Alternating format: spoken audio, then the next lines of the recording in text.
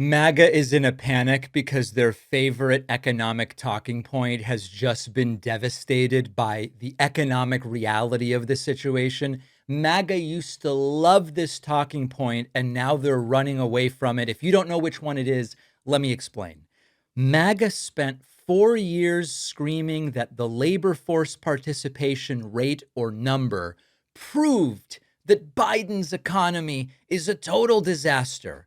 And now participation is falling under Donald Trump. 720,000 people left the labor force in 1 month.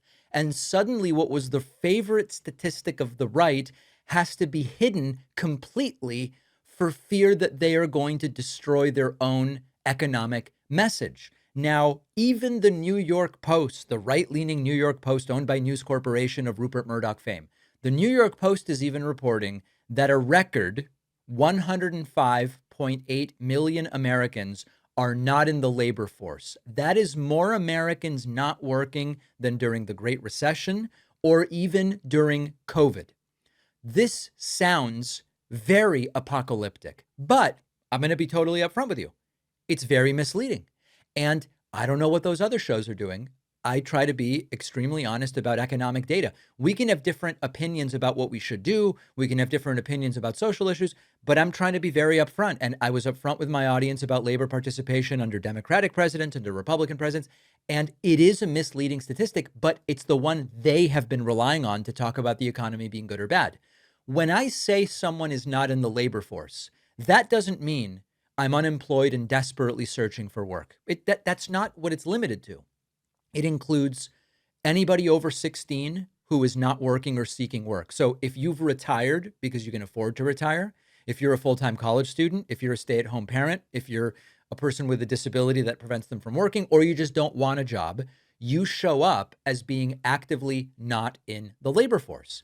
And what the Bureau of Labor Statistics data shows is that only about 6 million, 6 of the 105 million say, I'm looking for a job right now. Half of the 105 million, so it's like 52, 53 million, are just retired people. And the most important thing, and I've been saying this now for 2 decades, the United States has more people living in it today than ever before. There's more people living in the US today than during the Great Recession.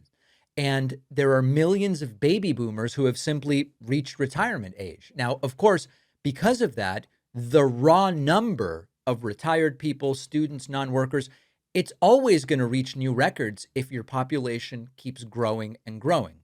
Now, if you compare today's total with 2009 and you don't announce, or rather you don't adjust for population, it's sort of like if I were to say to you, the United States has more drivers than ever today. And maybe you think that means something about cars. But then you think for a second, go, well, the United States has more people than ever. It's not that remarkable that there are more drivers than ever. And this is where the right loves to change the rules. When a Democrat is president, they like to talk about the percentage of Americans in the labor force. When a Republican is president, they just look for whatever raw number gives them the headline. You could, at most points in time, you could accurately say, we have more people than ever working right now. And we have more people than ever not working right now. The raw numbers don't mean much if the population of the United States keeps going up. So now let's get to the real bad news for Trump. The rate has fallen from 62.5 to 61.5. The labor force participation rate was 62.3.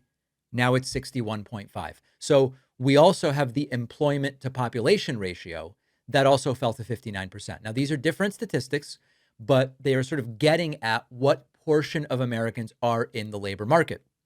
The participation rate includes people who are working or people actively looking for work.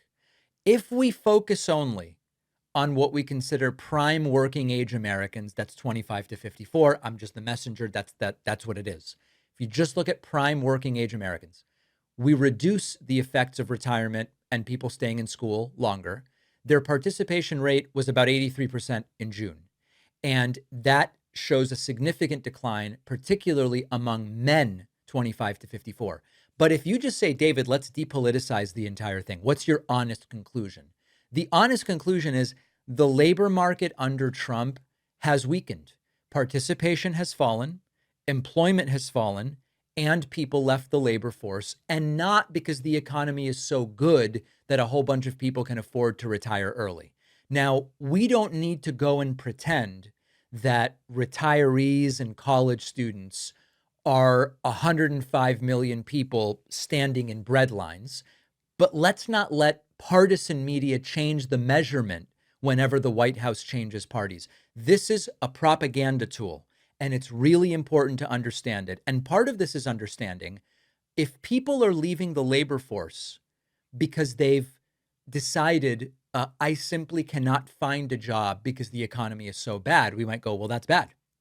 If people are leaving the labor force because they've decided the economy's been so good that I can now afford to retire or stay home with my kids, that would be a reason to think, oh, the labor force going down is a good thing. The point is, they want to just play games with these numbers, and the devil really is in the details. What we see right now is that the labor force participation rate is declining, and it seems to mostly be declining for reasons that are negative about the economy, not positive about the economy. That's the sort of honest economic analysis right now of the Trump economy. One of the most frustrating things about debt is how it starts to feel normal. You plan around payments, you delay decisions, every paycheck is already spoken for before it lands. Our sponsor, PDS Debt, can help you break that pattern. What PDS Debt will do is work with anybody who's struggling with credit cards, personal loans, collections, or medical bills. They'll look at your situation. They'll personalize solutions for you based on what you owe, what you can afford, and the path that'll help you move forward. They have customized debt relief options so that you can reduce what you owe, combine payments into one, and lower the monthly payment so that you can just get a clearer path towards getting out of debt. No minimum credit score required. Savings can start the day you complete the free 30-second assessment.